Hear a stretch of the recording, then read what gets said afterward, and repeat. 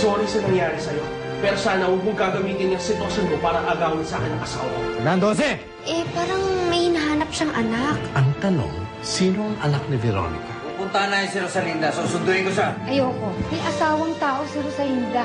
At sinisira mo sila ng asawa niya. Alam mong ayoko nang magalit dahil ayoko nang magkasala sa Diyos. Pero sa oras na saktan mo ulit ang anak mo, alam mong ako ulit ang makakalaban mo. Maliwanag ba? Opo, Mama. I'll make this night unforgettable. Umpisa pa lang to, Rosalinda. Gagawin ko ang lahat para sa mahal kong asawa mo. Ma'am Rosalinda, may bisita ka. Emergency daw po. Sino? Nawawala kasi si Alex kaninang umaga pa. Hindi ba dumaan si Alex dito? Excuse me, Alis lang ako, So, kaka-break mo lang daw si girlfriend mo? Si Abril. Bakit? What can I break? Mahabang kwento eh. Pero kasalanan. Hindi ko lang kung kailan niya akong papatawad. Alam mo, enough about her. Sa'yo na lang tayo. Hindi ako marunong.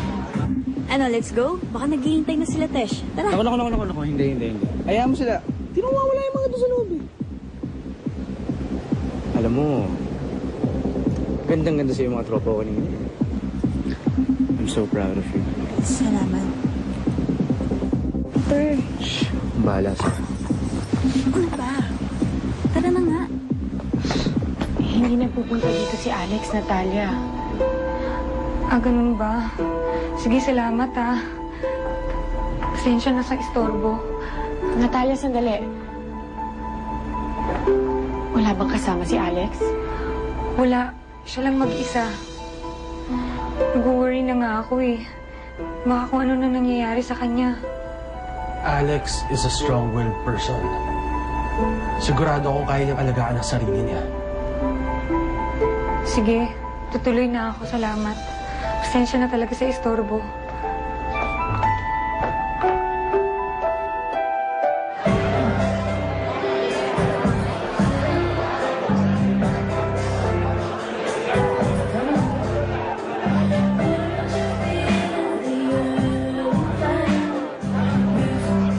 Si Abril.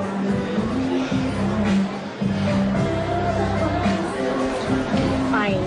It's your loss.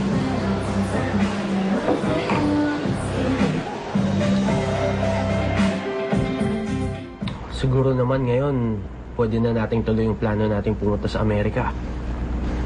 Malaki-laki na rin naman si Erica. Pwede na siyang mag-travel.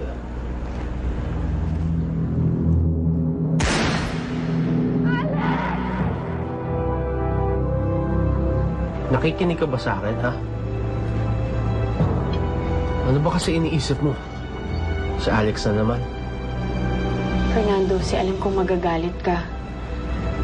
Pero hindi ko pwedeng talikuran si Alex. Kailangan ko siyang hanapin. Rosalinda! Rosalinda, sandali! Rosalinda! Rosalinda, sandali lang! Fernando, Jose. Hindi ka aalis! Dito ka lang! Pero kailangan kong mahanap si Alex. Baka kung ano mangyari sa kanya. Malaki ang utang na loob ko. Natin, sa kanya. Tsaka kaibigan ko siya, At Fernando. asawa mo ako! Hindi ka aalis. Dito ka lang! Ay, Tito! Nakita ko po talaga yung surprise ni Fernando Jose para kay Rosalinda. Napaka-romantic! Mabuti naman nagbalik na si Rosalinda kay Fernando Jose. Siyempre naman po, dahil selosa si Fernando Jose. Ay nako, dapat lang yan si Rosalinda, kalimutan na niya si Alex. Kasi pag hindi niya tinigil ang paglapit niya dito, yan ang magiging dahilan ng paghihiwalay nila mag-asawa. Tama ka dyan, Tito. Tama! Tama talaga. Kaya kung ako sa'yo, magsando ka na. Dahil pag hindi ka nagsandok, yan ang magiging dahilan ng paghihiwalay natin. Tama ka dyan, Tito. Ito Go!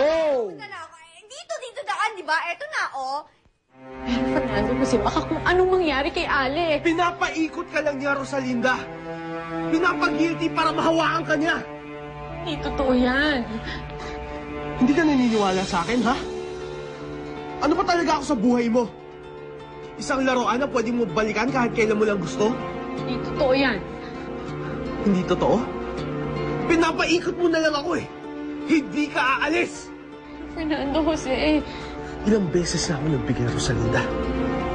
Ilang beses na ako nagpasensya. Ilang beses ko na rin pinaglalaban ng pagmamahal ko sa'yo. Inuunawa kita, pero may hangganan din ako.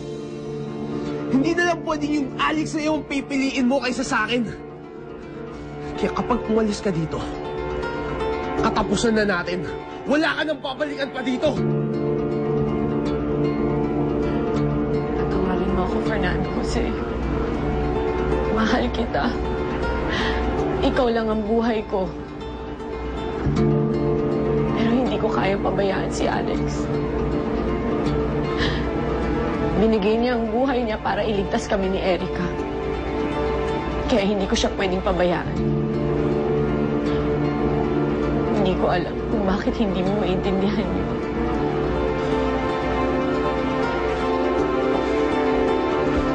Rosalinda! Pabayaan mo na siya, Fernando Jose. Pabayaan mo na siya.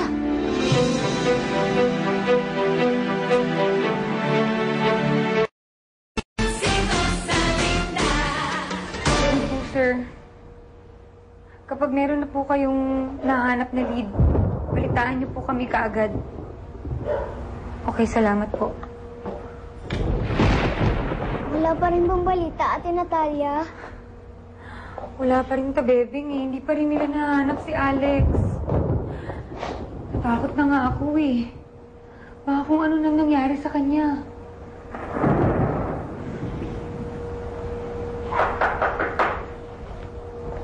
Baka si Kuya Alex na yan.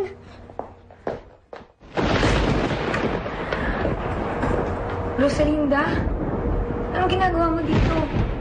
Nandito ako para hanapin si Alex. Kung saan-saang lugar na namin siya hinanap, Rosalinda. Pero hindi pa rin namin siya makita. Saan kaya nagpunta si Alex? Baka kung ano mangyari sa kanya. Yun nga yung kinakatakot ko eh. Ano ba kasing pumasok sa utak ng lalaking yun eh? Kung kailan birthday niya, kung pa siya nawala. Natalia, kahapon kausap ko si Alex. Gusto niya akong dalhin sa isang lugar sa birthday niya. Baka doon siya nagpunta. Alam mo, may pinupuntahan si Alex yung birthday niya.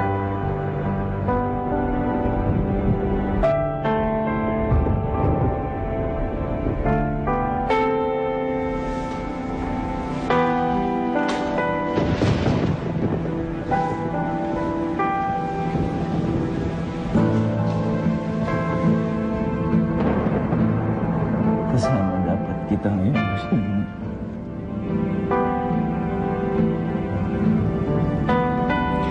Andito ka dapat sa tabi ko. Pero hindi ka tumupad sa pangako mo. Binigo mo ako. Ang gusto ko lang naman,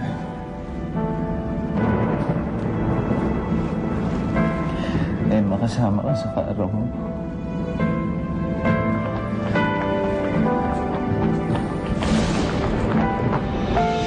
Alex?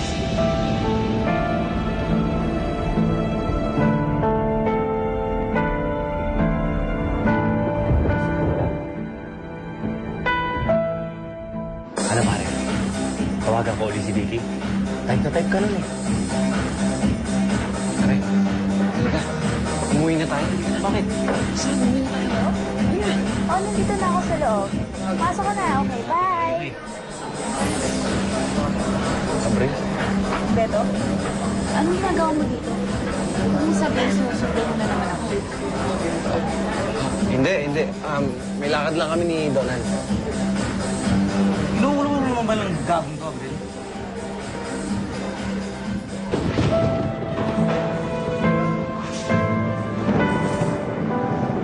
Anong ginagawa mo sa sarili mo? Bakit nandito ka?